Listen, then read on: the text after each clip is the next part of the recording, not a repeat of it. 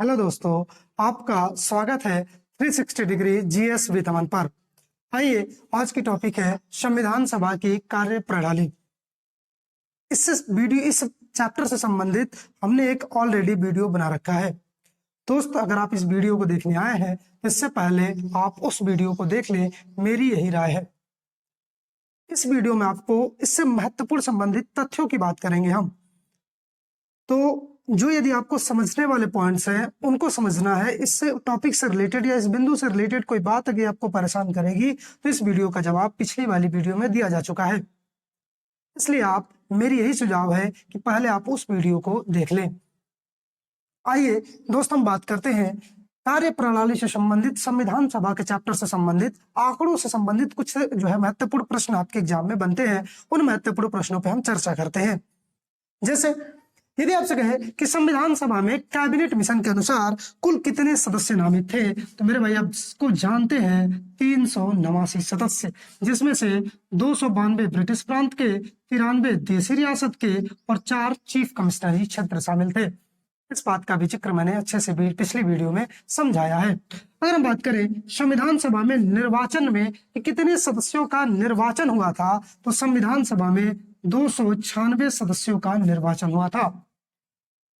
क्यों मेरे भाई? क्योंकि 292 और 4 सदस्य 296, 93 सदस्य मनोनीत हुए थे। इस बात का आप ध्यान रखेंगे। अगर हम बात करें मेरे भाई कि 296 सदस्य के निर्वाचन में भी समुदाय के आधार पर, संप्रदाय के आधार पर विभाजित करिए कि किसको कितनी सीट मिली थी।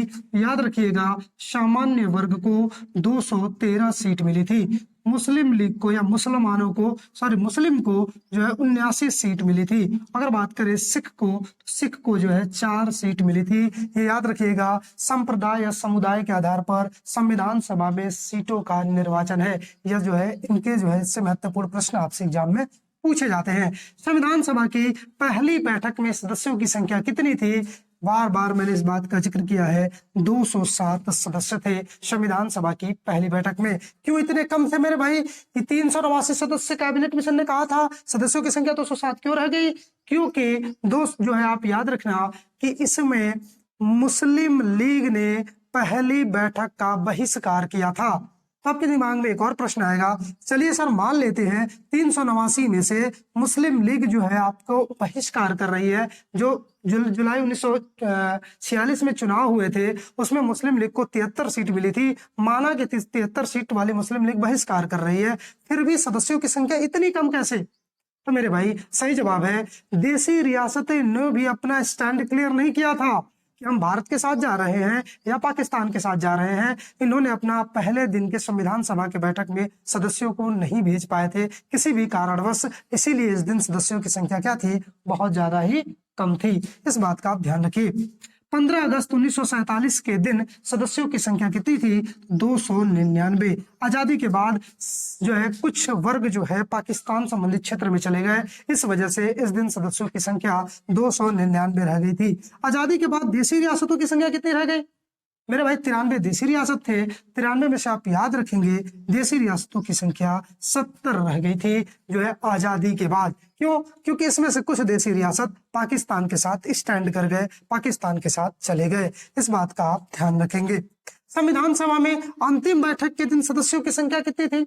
तो मेरे भाई संविधान सभा का अंतिम बैठक पिछले वीडियो में मैंने क्लियर किया है, 24 जनवरी 1950 संविधान सभा का अंतिम अधिवेशन तथा अंतिम बैठक। इसी दिन राष्ट्रपति का निर्वाचन और जो है और भी महत्वपूर्ण तथ्य जो है राष्ट्रगीत और राष्ट्रगान का जो हमने अपनाया था। इसी दिन जो है राजेंद्र प्रसाद का निर्वाचन हुआ था और संयुक्त प्रांत का नाम बदलकर उत्तर प्रदेश कर दिया गया था। इस दिन सदस्यों की संख्या थी 284 और यही लोग संविधान पर हस्ताक्षर करने वाले व्यक्ति थे। ये भी याद रखिएगा। संविधान सभा में एससी तथा एसटी की संख्या, ये बार बार आपके एग्जाम में पूछता है कि बताइए संविधान सभा में कितने सदस्य एससी से थे और कितने सदस्य एसटी से थे। याद रखना मेरे भाई, 26 सदस्य एससी थे और 33 सदस्य जो थे वो एसटी कैटेगरी के थे। याद रखना, एससी के कैंडिडेट की संख्या कम है तथा एसटी की संख्या ज्यादा है। इस बात का आप ध्यान रखेंगे। संविधान निर्माण में कुल कितना खर्च हुआ है, एक बेसिक सा क्वेश्चन आता है।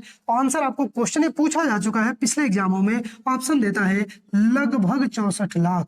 ये ध्यान रखना मेरे भाई, लगभग जो है आपका 64 लाख ऑप्शन में देता है। अगर एग्जैक्ट डाटा जानना है तो 63,96,729 रुपए एग्जैक्ट डाटा, लेकिन आपके एग्जाम में 64 लाख से संबंधित ये ऑप्शन जो है 64 लाख लगभग देता है। इस बात का भी आप ध्यान रखेंगे, जो है ये आपके प्रश्न पूछे जाते हैं। संविधान सभा में यूपी से कुल कितने कैंडिडेट थे, ये भी प्रश्न उत्तर प्रदेश स्पेशल के लिए बन जाता है। तो संविधान सभा में उत्तर प्रदेश से कुल 55 सदस्य थे, 55। ये याद रखना मेरे भाई, संविधान सभा में उत्तर प्रदेश से सदस्यों की संख्या कितनी थी, तो उत्तर प्रदेश से सदस्यों की संख्या 55 यानी 55 थी। संविधान सभा में वाचन, ये भी प्रश्न खूब बनता है कि संविधान सभा में कितने वाचन हुए थे। 3 वाचन हुए थे। कितने वाचन हुए थे मेरे भाई, 3 वाचन हुए थे। इस बात का आप ध्यान रखेंगे। पहले तो ये समझते हैं ये वाचन शब्द होता क्या है। वाचन के अगर शाब्दिक अर्थ की बात करें, अगर एग्जैक्ट वर्ड की बात करें, तो वाचन का मतलब होता है, मीनिंग होता है इसकी रीडिंग करना, अर्थात रिवीजन करना। संविधान का रिवीजन करना ही वाचन कहलाएगा। पुनः संविधान को एक नजर से देखना कि संविधान में कहाँ त्रुटियां हैं, कहाँ कमियां हैं, उनको दूर किया जाए, सुव्यवस्थित किया जाए, इसी को कहा जाता है रीडिंग करना या वाचन करना। संविधान सभा में कितने वाचन हुए थे, 3 वाचन हुए थे। कब कब हुए थे, तो ये भी आप चाहे तो ध्यान दे सकते हैं मेरे भाई। संविधान सभा में 3 वाचन हुए थे। पहला वाचन याद रखना 4 नवंबर से लेके 9 नवंबर जो है 1948 तक का मेरे भाई, 1948 तक पहला वाचन होता है। 4 नवंबर से लेकर 9 नवंबर 1948 तक। दूसरा वाचन होता है मेरे भाई 15 नवंबर से लेकर, याद रखना, जो है 1948 से 17 अक्टूबर 1949 तक।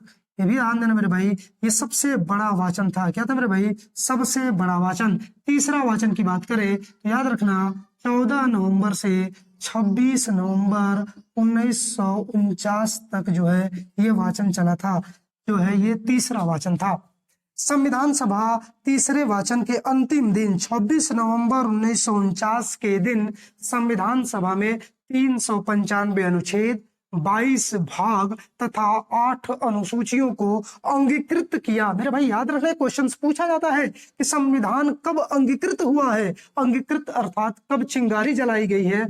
सरल लैंग्वेज में समझना चाहे तो 26 नवंबर 1949 के दिन, इसी दिन जो है संविधान सभा में 395 अनुच्छेद, 22 भाग तथा 8 अनुसूचियां, बिल्कुल ध्यान रखेंगे मेरा भाई, 8 अनुसूचियां उस समय लागू हुई थी। बाद में 4 अनुसूचियों को संविधान संशोधन के माध्यम से जोड़ा गया है। आगे आने वाली वीडियो में हम इस बात का चर्चा करेंगे। आइए अब देखते हैं दोस्त, संविधान सभा में महिलाएं, इससे संबंधित क्वेश्चंस पूछा जाता है आपके एग्जाम में और खूब पूछा जाता है। अगर हम कुल महिलाओं की बात करें तो कुल महिलाएं थी मेरे भाई संविधान सभा में 15। कितनी महिलाएं थी मेरे भाई, 15 महिलाएं थी। ये आपके क्वेश्चंस एग्जाम में आ चुके हैं। अगर हम बात करें इन 15 में भी वर्गीकृत करें कौन सी महिला, थोड़े बहुत आपके एग्जाम में विशेष यूपी स्पेशल से क्वेश्चंस आ जाते हैं या अन्य राज्यों के स्पेशल से क्वेश्चंस पूछे जाते हैं। जैसे आपसे पूछ दिया जाए, ये बताइए संविधान सभा में यूपी से कितनी महिलाएं थी, तो 5 महिलाएं थी। कितनी थी मेरे भाई, 5 महिलाएं थी। अगर हम बात करें कौन कौन थी, ये भी ध्यान रखिएगा, सुचेता कृपलानी। कौन थी मेरे भाई, सुचेता कृपलानी। अगर हम बात करें उत्तर प्रदेश से अन्य महिलाओं की तो विजया लक्ष्मी पंडित, विजया लक्ष्मी पंडित। अगर हम बात करें मेरे भाई अन्य महिलाओं की तो बेगम एजाज रसूल,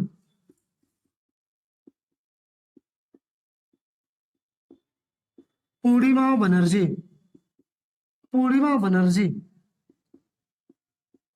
इसके बाद मेरे भाई अगर हम बात करें कमला चौधरी, ध्यान दीजिएगा मेरे भाई, ये उत्तर प्रदेश से 5 महिलाएं थी जो आपके संविधान सभा में थी। सबसे इंपॉर्टेंट नाम है बेगम एजाज रसूल का, क्योंकि पूरे संविधान सभा में एकमात्र महिला थे बेगम एजाज रसूल। ये कौन सी महिला थी मेरे भाई? मुस्लिम महिला थी। एकमात्र मुस्लिम महिला बेगम एजाज रसूल संविधान सभा में चयनित हुई थी। इस बात का आप विशेष तौर पर ध्यान रखेंगे। अगर हम बात करें मेरे भाई आपको मद्रास से किसी का नाम याद रखने का, तो मद्रास से नाम याद रखिएगा अम्मू स्वामीनाथन का। मैंने कहा था ये क्वेश्चन पूछा जाता है। मद्रास से कुल 3 महिलाएं थी, लेकिन आप एक महिला का नाम याद रखिए, अम्मू स्वामीनाथन। अगर आपसे बिहार से पूछे मेरे भाई, बिहार से सरोजिनी नायडू। कौन था मेरे भाई? सरोजिनी नायडू। आप ध्यान दीजिएगा, ये बिहार से थी। अगर आपसे पूछे मेरे भाई बंबई से, तो बंबई से आपसे एक महिला थी, हंसा मेहता। कौन थे मेरे भाई? हंसा मेहता। अगर आपसे पूछे उड़ीसा से, तो उड़ीसा की एक महिला थी मेरे भाई, ये भी याद रखना, मालती राय। कौन था मेरे भाई? मालती राय। ये ध्यान देना मेरे भाई, मालती राय। अगर आपसे पूछे बंगाल से, तो बंगाल का भी ध्यान रखना, रेणुका राय, लीला राय। रेणुका राय तथा लीला राय। ये सब बातें आपसे क्वेश्चंस पूछी जा चुकी हैं कि संविधान सभा में महिलाएं, कौन कौन महिलाओं का संबंध कहाँ कहाँ से था। इस बात का आप ध्यान रखिएगा। सबसे जो है इंपॉर्टेंट यूपी की महिलाएं तथा ये सरोजिनी नायडू को भी आप ध्यान रखेंगे। एकमात्र महिला बिहार से, कौन? सरोजिनी नायडू। पूरे संविधान सभा में एकमात्र मुस्लिम महिला कौन? बेगम एजाज रसूल। इस बात का भी आप विशेष तौर पे ध्यान रखिएगा। इसके अलावा अन्य महत्वपूर्ण तथ्यों से भी प्रश्न पूछे जाते हैं, जैसे डाटा संबंधित एग्जैक्ट क्वेश्चन आपसे पूछे जाते हैं एग्जाम में।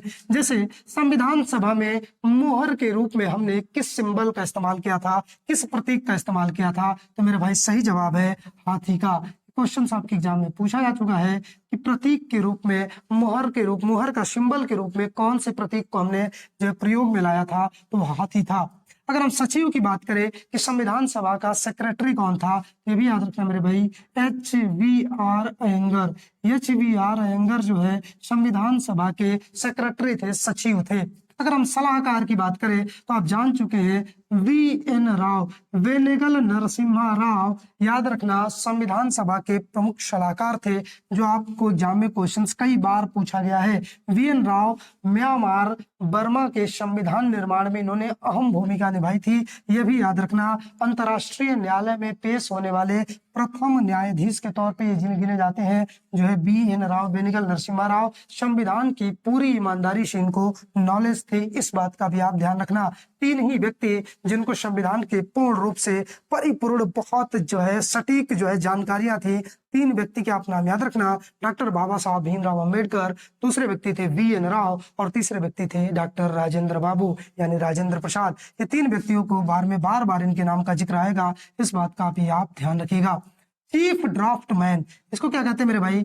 प्रमुख जो है आपके प्रारूपकार कौन था? जो संविधान सभा का था मुख्य प्रारूपकार, चीफ ड्राफ्ट मैन कौन था? तो याद रखना LN मुखर्जी। कौन था मेरे भाई? LN मुखर्जी। ये भी ध्यान रखना, ये भी आपसे क्वेश्चन पूछा जाता है कि संविधान सभा का चीफ ड्राफ्ट मैन कौन था? LN मुखर्जी थे। उसके बाद आपसे पूछा जाता है संविधान सभा का सुलेखक, कैलीग्राफर कौन था? तो नाम आप जानते हैं कैलीग्राफर का, प्रेम बिहारी नारायण रायजादा। प्रेम बिहारी नारायण रायजादा। याद रखना इटालियन शैली, कौन सी शैली मेरे भाई? इटालियन शैली। ये ध्यान रखिएगा, इटालियन शैली की जो है इनमें प्रयोग किया गया था। अगर आपसे पूछा सजावट की, डेकोरेट किसने किया था? तो डेकोरेट को जो है याद रखना कि डेकोरेट में आता है शांति निकेतन के कलाकार। कौन आता है मेरे भाई? शांति निकेतन के कलाकार। शांति निकेतन के कलाकार नंदलाल बोस का नाम आता है सबसे पहले। नंदलाल बोस जो है, व्यूअर राम मनोहर सिन्हा का भी नाम आता है, ये भी ध्यान रखेंगे, लेकिन सबसे इंपॉर्टेंट नाम है नंदलाल बोस का। अगर हम बात करें प्रस्तावना का ज्यामितीय स्वरूप किसने दिया था, तो प्रस्तावना का ज्यामितीय स्वरूप का नाम आता है व्यूअर राम मनोहर सिन्हा का। इनका नाम जो है 2 जगह आता है, याद रखना, व्यूअर राम मनोहर सिन्हा, राम मनोहर सिन्हा। इस बात का आप ध्यान रखेंगे। अगर आपसे पूछे हिंदी संस्करण का सुलेखक यानी हिंदी कैलीग्राफर, तो याद रखना मेरे भाई बसंत वैद्य शुक्ल का नाम आता है।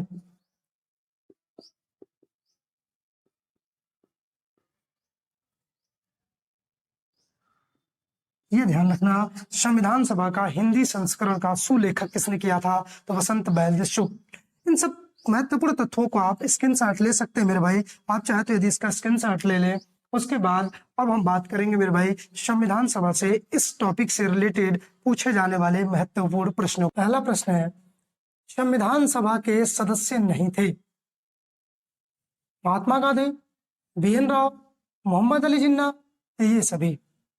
बहुत महत्वपूर्ण प्रश्न, और ये हमेशा एग्जाम में पूछा जाता है कि कौन से सदस्य संविधान सभा के थे या नहीं थे। तो ये 3 नाम मेरे भाई आप याद रखेंगे, महात्मा गांधी, BN राव, मोहम्मद अली जिन्ना, ये तीनों संविधान सभा के सदस्य नहीं थे, अर्थात आंसर होगा ये सभी। ये बात आप बिल्कुल ध्यान रखेंगे। संविधान सभा में कुल कितनी महिलाएं थी? जैसा कि मैंने वीडियो में जिक्र किया है, संविधान सभा में कुल महिलाओं की संख्या कितनी थी मेरे भाई? 15 थी। यूपी से कितनी महिलाएं थी? तो 5 थी। मद्रास से कितनी महिलाएं थी? तो 3 थी। बंगाल से कितनी महिलाएं थी? 2 थी। बाकी अन्य प्रांतों से एक एक महिलाएं थी। संविधान सभा में पहला वक्ता कौन था? तो सच्चिदानंद सिन्हा, राजेंद्र प्रसाद, BN राव, JB कृपलानी। आप जानते हैं कि सच्चिदानंद सिन्हा संविधान सभा के अस्थायी अध्यक्ष थे। राजेंद्र प्रसाद से जो है संविधान सभा के अस्थायी अध्यक्ष थे।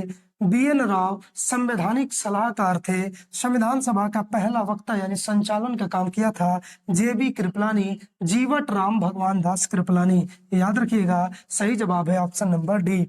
संविधान सभा के कुल कितने अधिवेशन हुए? कुल पूछा है मेरे भाई, कुल अधिवेशनों की संख्या 12 होगी। यदि पूछा होता कि संविधान अंगीकृत होने तक कितनी जो है अधिवेशन हुए थे तो 11 सही जवाब होता, क्योंकि संविधान अंगीकृत हुआ है 26 नवंबर 1949 को। ये भी क्वेश्चन बार बार पूछा जाता है।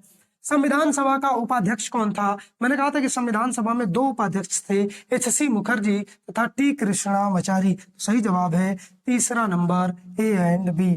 संविधान सभा की संसदीय प्रक्रिया का अध्यक्ष कौन था? ये क्या पूछ रहा है मेरे भाई? ये पूछ रहा है कि संविधान सभा जब संसद के रूप में कार्य कर रही थी तो उसके अध्यक्ष कौन थे? आप जानते हैं कि संविधान सभा का स्थायी अध्यक्ष संविधान सभा के रूप में जब कार्य करेगी तो राजेंद्र प्रसाद होंगे, लेकिन जब संसद के रूप में कार्य करेगी तो उसके अध्यक्ष होंगे GV मावलंकर, गणेश वासुदेव मावलंकर। VN राव संवैधानिक सलाहकार, पंडित नेहरू संविधान सभा के मेंबर थे। मैंने क्या आपने बताया।